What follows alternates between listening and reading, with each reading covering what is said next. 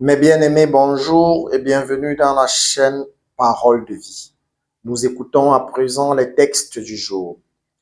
La première lecture tirée du premier livre des martyrs d'Israël, chapitre 1, versets 10 à 15, versets 41 à 43, versets 54 à 57 et du verset 62 à 64. En ce jour-là, de la descendance et des successeurs d'Alexandre le Grand surgit un homme de péché, Antiochos Épiphane, fils du roi d'Antiochos le Grand. Il avait séjourné à Rome comme otage et il devint roi en l'année 137 de l'Empire grec.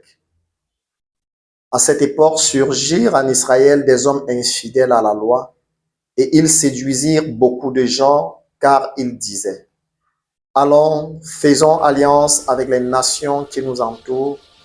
En effet, depuis que nous avons rompu avec elles, il nous est arrivé beaucoup de malheurs.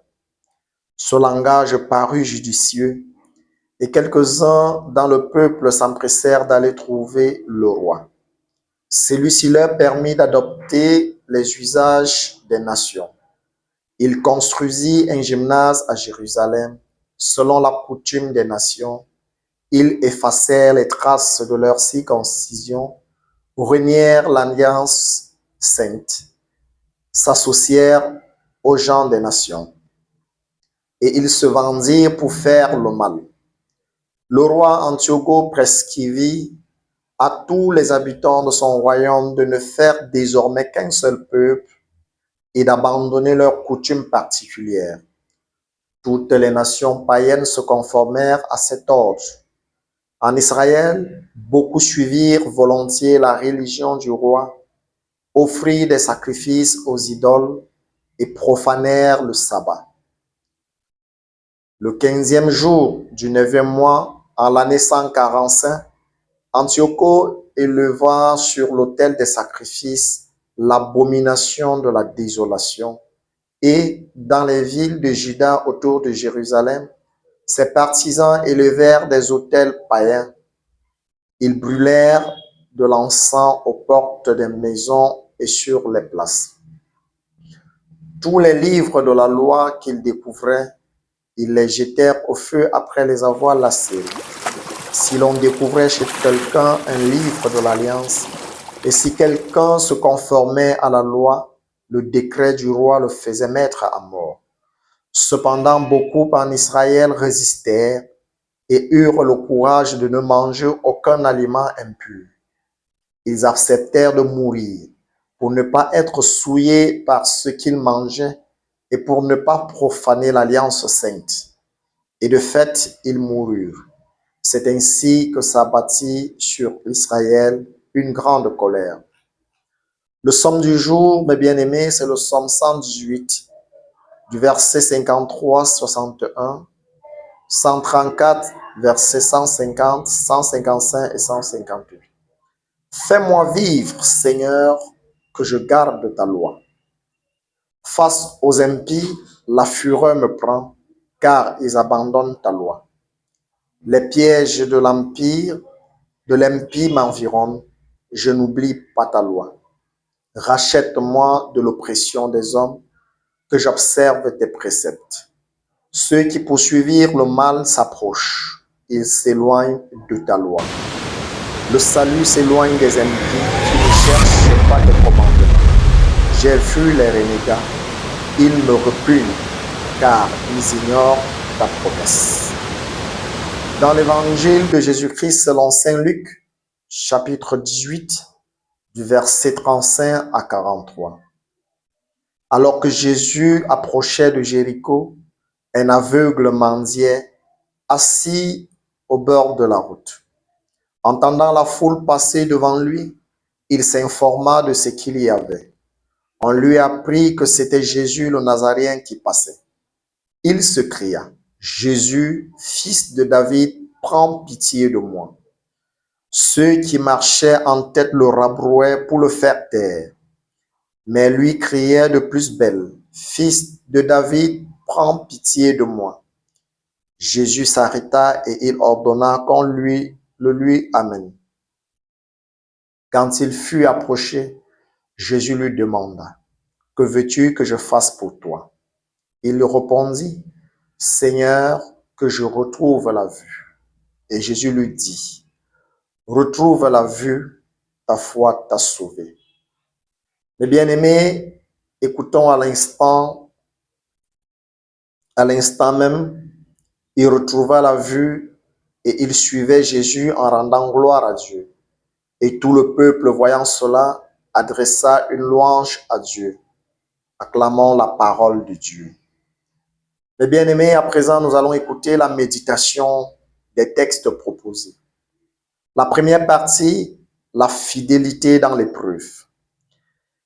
Dans la première lecture, nous voyons la tentation d'abandonner sa foi face à la pression des puissants et des idées étrangères. Beaucoup d'Israélites furent séduits par les nations païennes. Ils abandonnèrent l'alliance, renoncèrent à leurs pratiques religieuses et perdirent leur identité. Pourtant, d'autres résistèrent. Certains allèrent jusqu'à donner leur vie plutôt que de profaner ce qu'ils tenaient pour saint. Cette fidélité héroïque nous rappelle que la foi, quand elle est profonde, ne se négocie pas. Elle réclame parfois un sacrifice, mais elle porte une dignité qui dépasse les modes et les compromis faciles. La deuxième partie, la persévérance dans la prière. Dans l'Évangile, l'aveugle assis au bord du chemin représente bien notre condition spirituelle.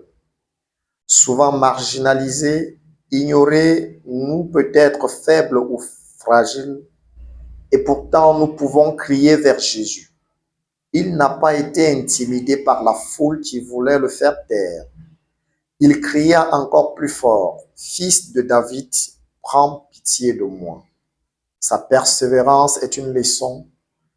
Dans la prière, nous ne devons pas nous laisser décourager par les obstacles, les moqueries ou l'indifférence. Jésus l'entend, il s'arrête, il lui pose la question décisive. Que veux-tu que je fasse pour toi? Et l'aveugle répond avec simplicité. Seigneur, que je retrouve la vue. Jésus ne minimise pas sa demande. Retrouve la vue, ta foi t'a sauvé. La troisième partie, voir avec la foi. La guérison de l'aveugle ne concerne pas seulement la vue physique. C'est ainsi une guérison spirituelle. En retrouvant la vue, il se lève. Il suit Jésus. Il glorifie Dieu. Et tout le peuple loue Dieu. Cette scène symbolise la transformation que Jésus opère quand nous lui demandons de nous ouvrir les yeux. Il nous guérit de notre aveuglement intérieur. Il nous donne la vision de sa présence, de son royaume. La quatrième et la dernière partie de la méditation, l'appel à la fidélité aujourd'hui. Ces textes nous interpellent. Dans notre vie, quelles sont les alliances faciles que nous pourrions nouer? Quelles valeurs du monde nous séduisent au point de nous faire renier notre engagement chrétien? Sommes-nous prêts à persévérer dans la foi, même quand cela coûte?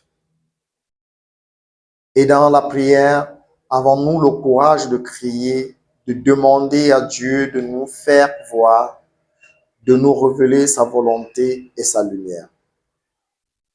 Prions.